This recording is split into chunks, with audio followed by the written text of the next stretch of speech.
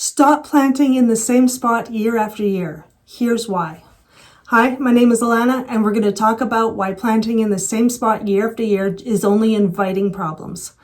First of all, you get soil nutrient depletion, soil compaction, pest buildup, and the spread of disease. So what can you do to fix all that?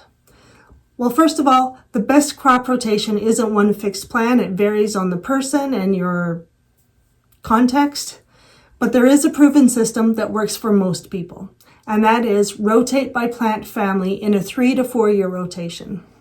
This prevents the soil nutrient depletion and the soil compaction and the pest buildup and the disease carryover.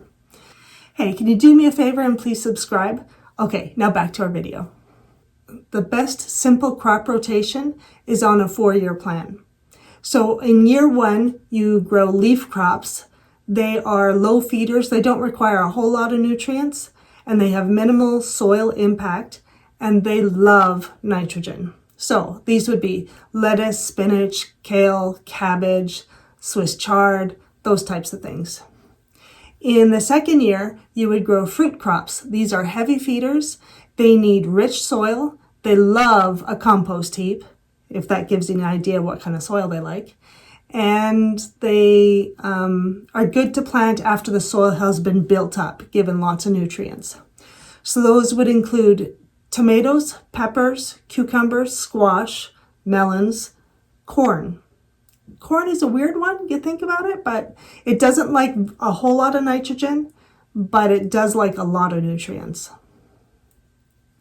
So year 3, you would move to root crops. These are moderate feeders, they like looser soil, and they require less nitrogen. In fact, if you have too much nitrogen, you will get hairy roots and misshapen roots.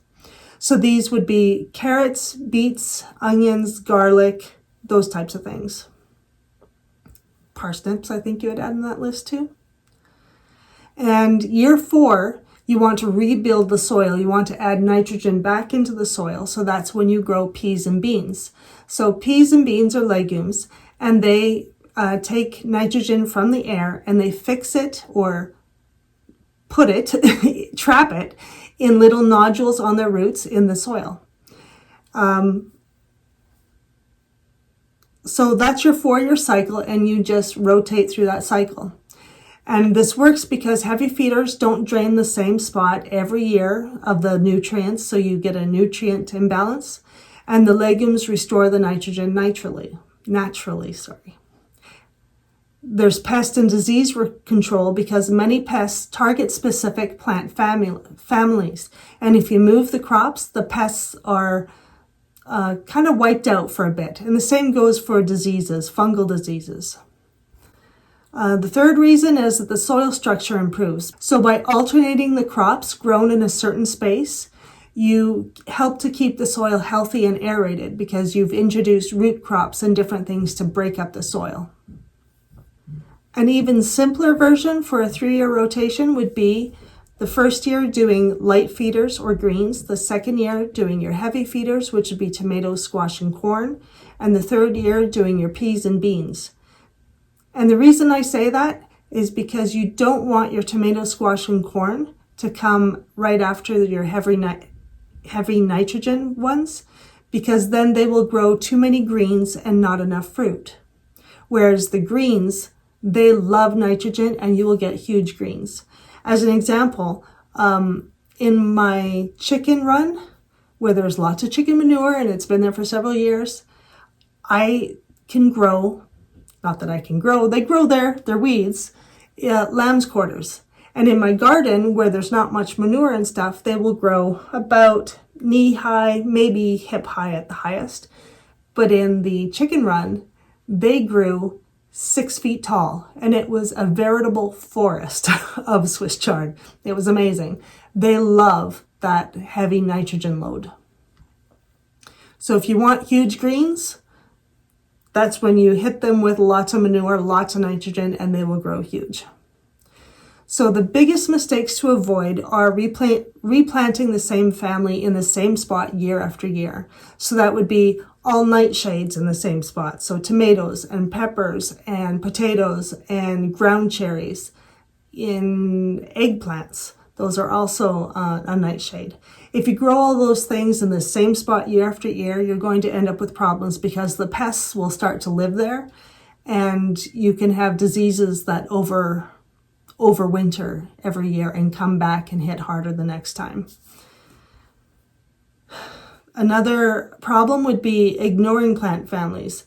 So key groups to rotate are your nightshades that we just talked about because of diseases and pests. You want to rotate them. But also brassicas, cabbages and broccoli and cauliflower, those things, and kale. They also harbor pests and will just get worse and worse if you grow them in the same area year after year. Same thing with alliums, so that'd be onions and garlic. And legumes and peas, you just want to rotate them because they are such good soil builders. And the next one is corn.